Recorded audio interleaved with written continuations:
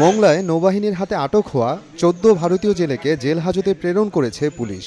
রোববার রাতে ভারতীয় জেলেদের বিরুদ্ধে মামলা দায়ের শেষে সোমবার দুপুরে বাগেরহাট আমলি আদালতে পাঠালে তাদেরকে জেল হাজতে প্রেরণ করা হয়। জানা যায়, শনিবার গভীর রাতে মোংলা বন্দরের অদূরে ফেয়ারওয়ে বয়া সংলগ্ন প্রায় ৭৫ নটিক্যাল মাইল দূরে গভীর সাগর থেকে এফবি পারমিতা নামে একটি ভারতীয় ফিশিং ট্রলার সহ ১৪ জেলেকে আটক করে নৌবাহিনী।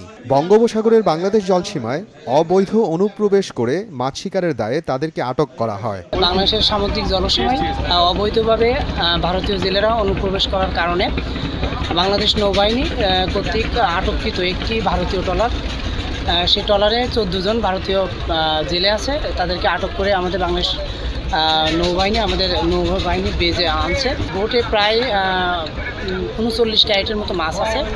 এই মাছগুলো পরবর্তী আমাদের নিয়ম অনুযায়ী, সামুদ্রিক মৎস্য আইন অনুযায়ী আমরা মাছগুলো অকশনে সবার সামনে উন্মুক্তভাবে উত্তোলন করব আমরা, এবং অকশনকৃত টাকা সরকারি কোষাগারে আমরা জমা দেব। নৌবাহিনী বাংলাদেশের সমুদ্র সীমানায় ইন্ডিয়ান জেলে মাছ মারার জন্য নৌকা সহ ঢুকলে, প্রবেশ করলে তাদেরকে আটক করে আমাদের এখানে রাতের ৩টার সময় নিয়ে আসে।